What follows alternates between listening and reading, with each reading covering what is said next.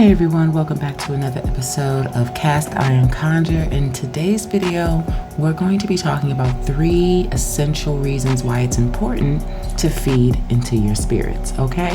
Lengthy title, but that's what I got for you.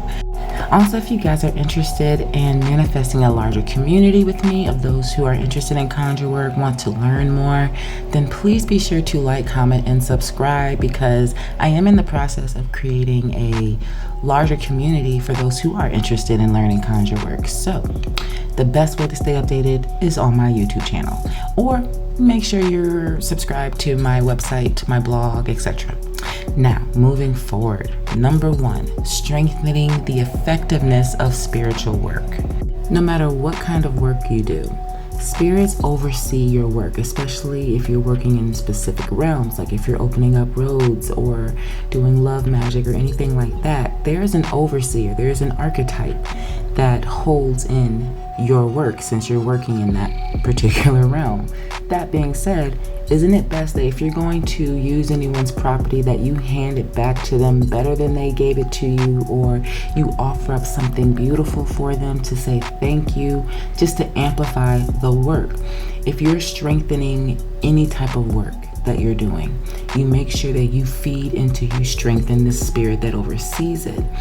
How I like to look at it is, if you're going to invoke any type of spirit, it's best to feed them first so they have the strength to do said thing, to oversee your work, to see how far it can go. Like, the better you strengthen them, the better you feed into them, the more energy that they have.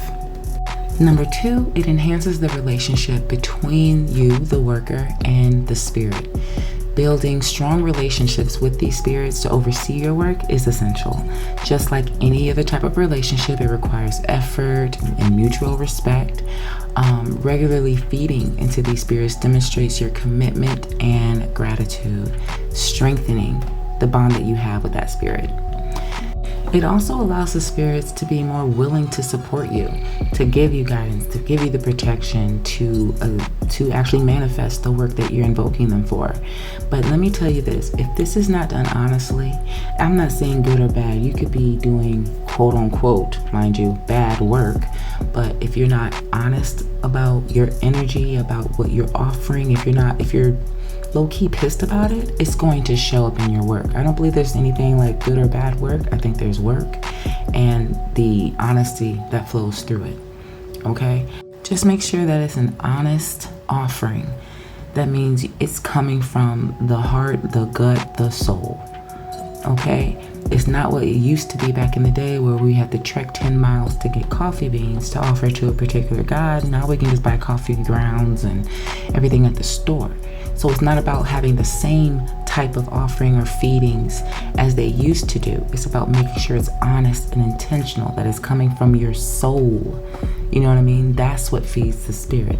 But again, make sure you watch my offerings and sacrifice video that I have already up. I think it's going to give you a lot more information about that. And doing this will cater to the relationship that you have with the spirit. It will feed into them and it will offer that same feeding into you. That means you're going to learn about how to feed them, how to deal with them, how to speak to them, what they need, and etc., etc. It's going to be a growing, you can say friendship, but a relationship, essentially. It's going to be a growing relationship between you and that spirit, especially the more you do it and the more you feed into it, honestly, at that. Number 3 is honoring the give and take relationship that we all have with nature.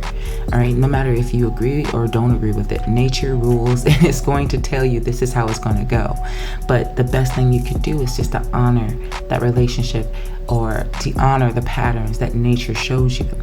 Feeding your spirits is an integral part of honoring that natural balance. It's a give and take relationship. Many spiritual traditions take this deep dive into how nature operates in the cycle of reciprocity. Okay, by offering nourishments to your spirits, you acknowledge and respect its natural order, the natural order. The art of giving not only feeds the spirits, but it aligns you with the flow of nature. Honoring this type of relationship fosters a sense of balance and gratitude, and it enhances spiritual practices. Okay, now this is something that's not new. This is something that is shown in multiple spiritual works, multiple religions, multiple pantheons show the balance, the give and take relationship. Okay, this is nothing new, and you're not, just because you're figuring it out, doesn't mean it wasn't already there. Okay, so honoring nature is going to be your best bet when doing any type of spiritual work. I want to say thank you in advance for watching my video. Please be sure to visit my website. I make everything by hand. We offer consultations and ritual work as well. And yeah, I'll see you guys in the next video.